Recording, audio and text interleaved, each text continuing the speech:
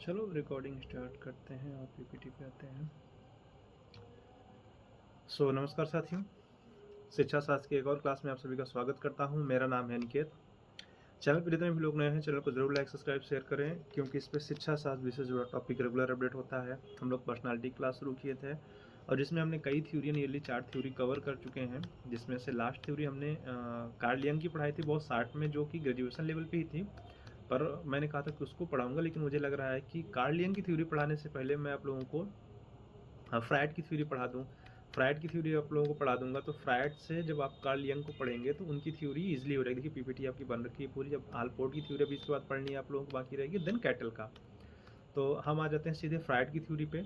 अब फ्रायड जो थे एक्चुअली साइको एनालिटिकल थ्योरी दिए थे, जिनका हिंदी में हम जब नाम लेते हैं तो लिखते हैं मनोविश्लेषणात्मक सिद्धांत। ये इनकी थ्योरी का नाम था। और इन्होंने क्या कहा था कि जो थ्योरी अपनी एक्सप्लेन की, तो उन्होंने कहा कि अर्ली चाइल्डहुड के जो एक्सपीरियंस होते हैं उन्हीं के बेस पे थ्रू आउट, खासकर अनकॉन्शियस माइंड के बेस पे। तो इन्होंने जो आगे इसके फैक्ट्स पढ़ते हैं, पॉइंट्स पढ़ते हैं, तो उन्होंने कहा कि जो पर्सनालिटी होती है वो मनोवैज्ञानिक यानी मनो विश्लेषणात्मक तथ्य को लेकर चलती है। ठीक है, तो इसमें इन्होंने जब स्ट्रक्चर ऑफ पर्सनालिटी की बात करते हैं, इसकी संरचना कैसे होती है, तो इन्होंने इस चीज़ पे 3 चीज़ों को रखा था। पहली आती है ईड आता है, फिर ईगो आता है, फिर सुपर ईगो आएगा। आप लोगों ने अगर बुक में देखा होगा तो ऐसे आपको एक डायरेक्शन मिलता होगा। एक ऐसे मिलेगा, फिर एक ऐसे होगा और एक ऐसे रहेगा, और एक और मिलता है आपको, आगे भी वो मिलेगा।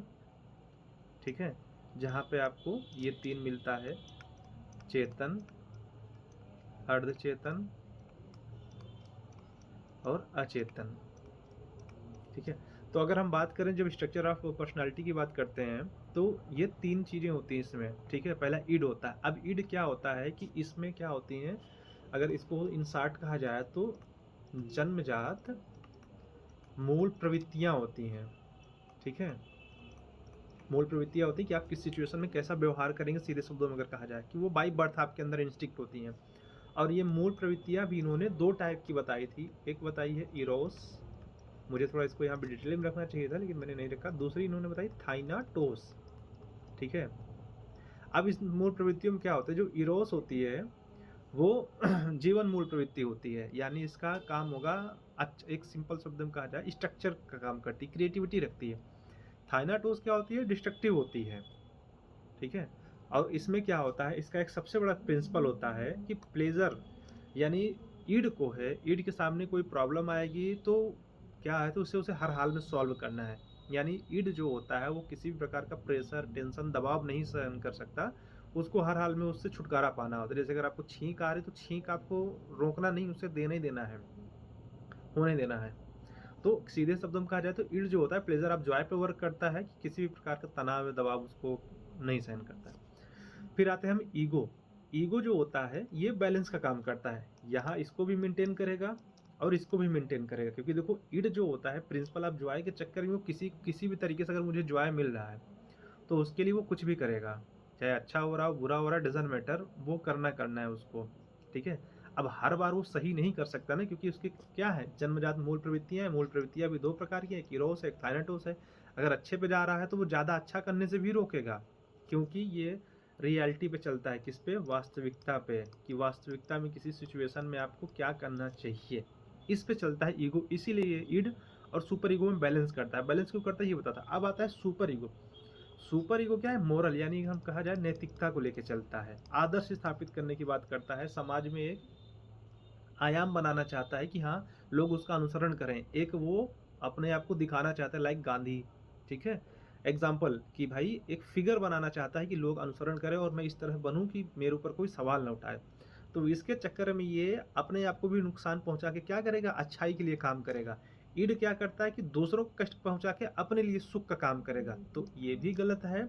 और वास्तविकता की दृष्टि से ये भी पूरी तरह से अच्छाई करना ये भी गलत है।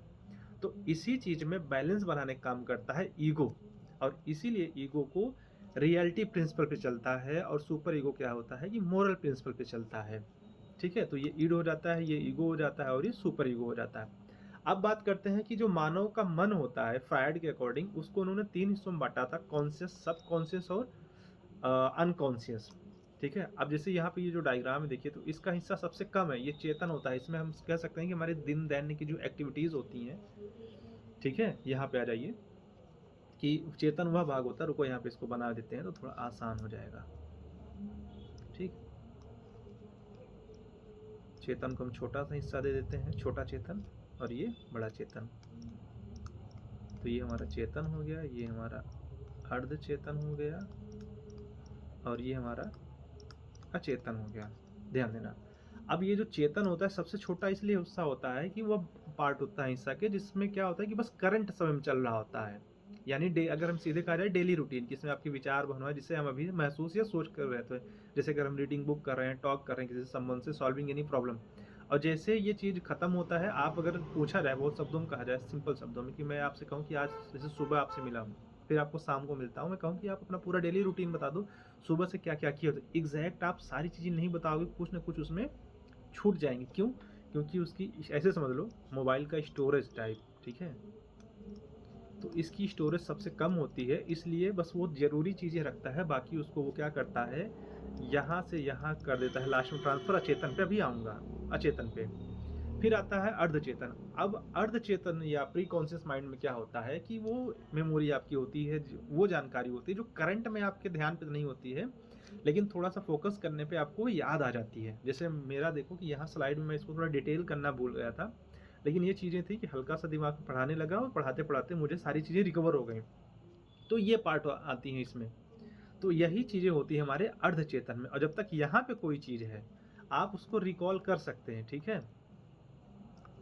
और अगर वहाँ की चीज़ें यहाँ पे आ गईं, तो बहुत ही मुश्किल है कि आप प्रॉपर्ली इनको रिकॉल कर पाएँ। ऐसा नहीं कि रिकॉल करना इम्पॉसिबल है, बट बहुत टफ हो जाता है, बहुत मुश्किल हो जाता है। तो इसीलिए क्या करता है कि जो अर्धचेतन है, वो ब्रिज का काम करता है दोनों के बीच में। अगर ये ना हो, तो ना तो चीज़ें यहाँ आ पाएँगी, ठीक? और ना यहाँ से वापस वहाँ जा पाएँगी। तो इसीलिए जो अर्ध चेतन होता है, एज़ अ ब्रिज काम करता है, और उसका स्ट्रक्चर इसीलिए चेतन मन से थोड़ा ज़्यादा होता है।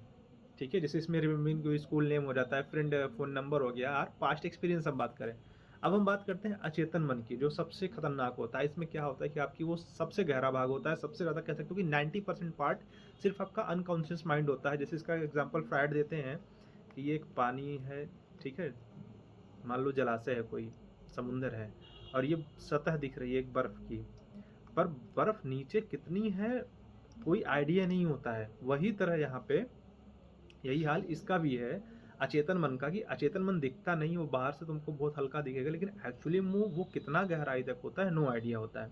तो इसके अंदर आपके वो सारे एक्सपीरियंस होते हैं जिनको आप भूल चुके होते हैं, दबा दिए होते हैं, या याद नहीं करना चाहते हैं, डर जाते हैं, वो सारी चीज़ें आ जाती हैं जिनका हमें कह सकते हो डायरेक्ट या इनडायरेक्ट नॉलेज नहीं होता है। तो वो सारी चीज़ें लास्ट में आती हैं अनकॉन्शियस माइंड में। जैसे एक काम किया जाए, रिसाइकल बिन मान लो कंप्यूटर का, ठीक है? डेस्कटॉप आपकी करंट स्क्रीन हो जाती है आपकी, हम कह देते हैं चेतन हो गई, ठीक है?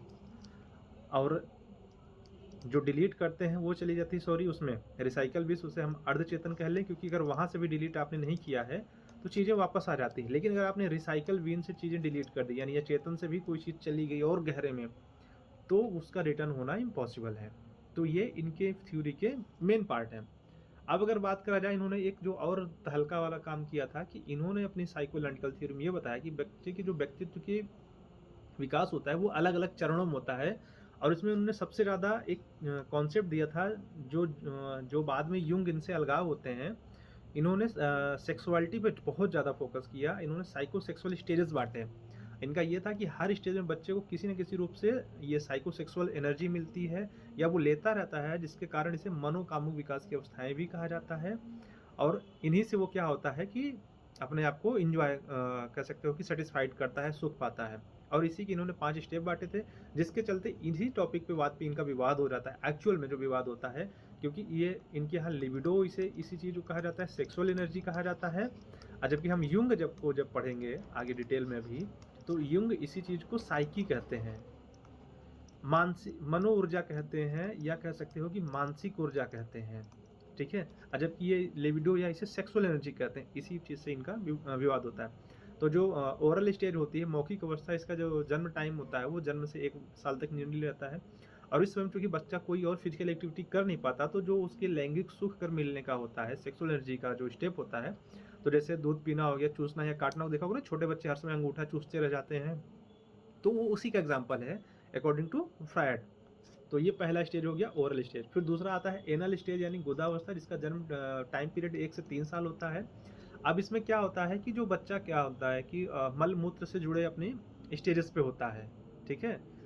क्या होता है कि छोटे बच्चे देख रहे हो ना, ज़्यादा ज़्यादा टॉयलेट करते रहते हैं, तो इसीलिए क्योंकि उसको करने में उनको अच्छा लगता है, तो क्योंकि वहाँ पे ही उनको सेटिस्फेक्शन मिलता है, इसलिए सेकंड स्टेज को एनल स्टेज कहा गया था। इसमें टॉयलेट ट्रेनिंग इसीलिए दी जाती है कि भैया कंट्रोल में रखो, हर समय हर जगह करना उचित नहीं है। फिर तीसरी आती है फैलिक स्टेज, ठीक है। अब इसमें नियरली इसकी एज टाइम होती है 3 से 6 वर्ष। इस अवस्था में बच्चा जेंडर डिफरेंस को समझने लगता है, और इसमें क्या होता है कि वो अपोजिट जेंडर के प्रति क्या होता है, अट्रैक्ट होता है। ये टाइम पीरियड होता है हमारा 3 से 6 साल। पहला टाइम ओरल का चलता है 1 वर्ष तक, एनल का चलता है 2 मतलब 1 से 3, और इसका चलता है 3 से 6, ठीक है। और अगर हम इसको और आगे चलते हैं फिर, और इसका एग्जांपल था कि बॉय में फील क्लोजर देन मदर। अब इसमें भी एक थ्योरी है, पर वो उतना बताना ज़रूरी नहीं है, वो बुक पढ़ेंगे तो आपको पता चल जाएगा कि इसमें वो क्यों कहते हैं। फिर आती है लेटेंसी स्टेज यानी गुप्त अवस्था। अब ये वो स्टेज होती है जिसमें सारी लैंगिक एक्टिविटीज़ कम हो जाती है, एक तरह से कह सकते हो निग्लेक्ट हो जाती है, क्योंकि अब जो होता है बच्चा जब 6 साल का हो जाता है, 6 वर्ष का बच्चा हो गया, तो हमने क्या किया, उसको डाल दिया विद्यालय में या स्कूल में डाल दिया। अब वो एक न्यू वर्ल्ड में आ चुका है, अब वहाँ नए-नए लोगों से मिल रहा है, उनसे उसका घुलना-मिलना, बैठना हो रहा है, तो उसका पूरा ध्यान क्या होता है, उधर चला जाता है। तो इस अवस्था में क्या होता है कि उसकी लैंगिक एक्टिविटीज़ कम हो जाती है, या कह सकते हो कुछ समय के लिए सुप्तावस्था में चली जाती हैं, क्योंकि वो उसमें क्या होता है, बच्चा पढ़ाई, खेल, मित्रों के साथ संबंध बनाने पे अधिक ध्यान देता है। तो कह सकते हो कि ये जो 6 वर्ष का टाइम पीरियड होता है, इस समय तक ये सारी चीज़ें उसके दिमाग में नहीं रहती हैं। देन फिर इसका स्टेज आता है जेंटाइल स्टेज, जनन अवस्था, और ये नियरली 12 साल के बाद यानी प्यूबर्टी ऑनवर्ड्स करते हैं। अब इस अवस्था में क्या होता है, ये 12 साल के बाद शुरू हो जाती है, जैसे 13 साल से मान लो, उसके बाद ये कंटिन्यूस चलती रहती है। अब इस अवस्था में बच्चा क्या होता है कि यौन परिपक्वता प्राप्त कर लेता है, और दूसरों के साथ क्या होता है कि वो एक मैच्योर रिलेशनशिप बनाने लग जाता है। तो अगर कायदे से देखा जाए तो नियरली सिर्फ एक ऐसी स्टेज है लेटेंसी स्टेज, जिसमें इनकी जो साइकोसेक्सुअल एनर्जी यानी लिबिडो पे ये फोकस करते हैं, वो रुकी होती है, और बाकी किसी भी स्टेज में वो रुकती नहीं है। अब इसमें एक टॉपिक और आता है आप लोगों का, इनका है रक्षात्मक युक्तियाँ, ठीक है? तो वो एक अलग से टॉपिक पढ़ेंगे। डिफेंस मैकेनिज्म आता है, ठीक है, कि वो होता क्या है कि ईड को खतरे से बचाने के लिए, देखो 3 चीज़ें थी ना, ईड था, ईगो था, सुपर ईगो था, ठीक है? 1 मिनट। अब मैंने एक चीज़ बताया था कि खतरा किसे आता है, तनाव कौन नहीं सहन करता है, हमारा ईड है, और उस तनाव को दूर करने कौन काम करता है, वास्तविकता से कौन जुड़ा है, एक्चुअल में ईगो, ठीक है। तो इसके खतरों को दूर करने के लिए ईगो डिफेंस मैकेनिज्म का यूज करता है। तो वो मूल जो डिफेंस मैकेनिज्म थे, मैं हिंट दे देता हूँ, वो टोटल 6 थी, और इन्हीं को अभी फिर हम नेक्स्ट क्लास में जब पर्सनालिटी की प्रॉपर थ्योरीज खत्म हो जाएगी तो हम डिफेंस मैकेनिज्म पढ़ेंगे। डिफेंस मैकेनिज्म में हम इसके बारे में बात करेंगे।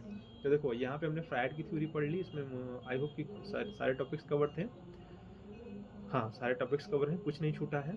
और इस चीज़ को ध्यान देना कि ये प्रॉपर फ्रायड की थ्योरी है, और यहीं से इनका युंग के साथ बाद में वही एक कॉन्सेप्ट सेक्सुअलिटी पे इनका अलगाव होता है। और आगे अभी हम इसके बाद जो नेक्स्ट थ्योरी पढ़ेंगे वो कार्ल यंग की पढ़ेंगे। तब वहाँ देखेंगे कि आपको ईड भी हो सकता है मिले, ईगो भी मिले, ठीक है, और कॉन्शियस भी मिले, अनकॉन्शियस भी मिले, वो सारे फैक्ट्स मिलेंगे, बट वहाँ पे डिफरेंस आ जाएगा। युंग अपने अकॉर्डिंग डिफाइन करते हैं और फ्रायड अपने हिसाब से करते हैं। तो इनकी यहाँ पे थ्योरी प्रॉपर कवर हो जाती है और ख़त्म भी होती है। मिलते हैं आप लोगों से नेक्स्ट क्लास में, जिसमें हम लोग कार्ल यंग की थ्योरी को डिस्कशन करेंगे, इसी बेसिक डिटेल्स के साथ कि क्या सिमिलरिटी है और क्या उनमें डिफरेंस है।